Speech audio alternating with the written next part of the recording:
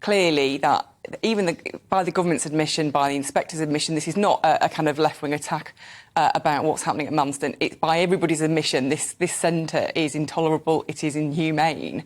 And people have been there for 4 weeks when they should only be there for 24 hours. And obviously, Suella Braverman's got to explain why she's taken the decision she has. But now there is a real pressure because obviously hundreds more people were moved to the centre yesterday. There now needs to be some kind of decision taken on where to put people immediately, quite quickly, move them into hotel accommodation. And there's discussions about whether that hotel accommodation then involves housing migrants from these centres with people staying there for whatever reasons, holiday business, whatever.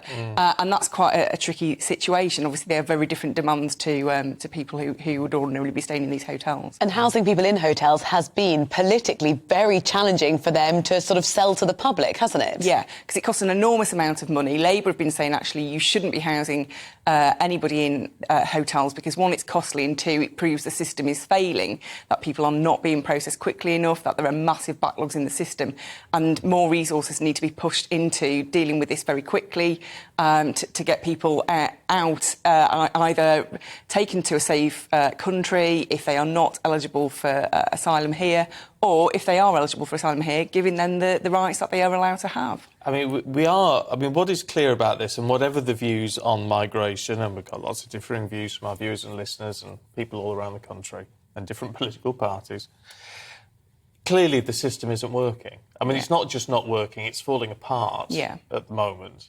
But that requires urgent action as well as a long-term plan. Yeah, and I think you've got to kind of look at this in different stages, haven't you? Obviously, there are huge numbers of migrants crossing the Channel in small boats. That is a massive crisis. We're expecting to tip into kind of 40,000 so far this year, later this week.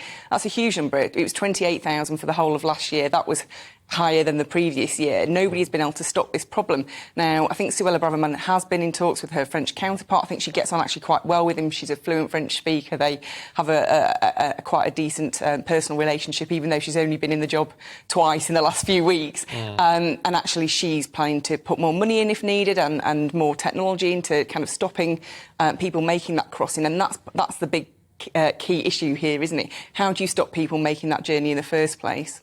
How long is Suella Braverman going to have that job for? Because there are other stories over the weekend about her sort of handling of sensitive information that could unpick her position.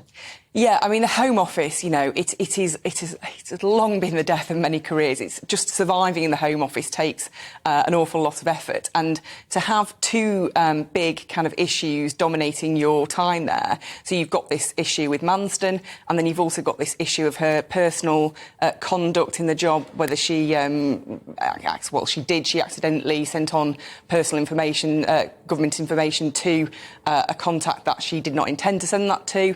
And there's also questions about whether MI5 have confidence in her. And so when you've got these two things that come together in a department like the Home Office, it doesn't look good. It's very tricky.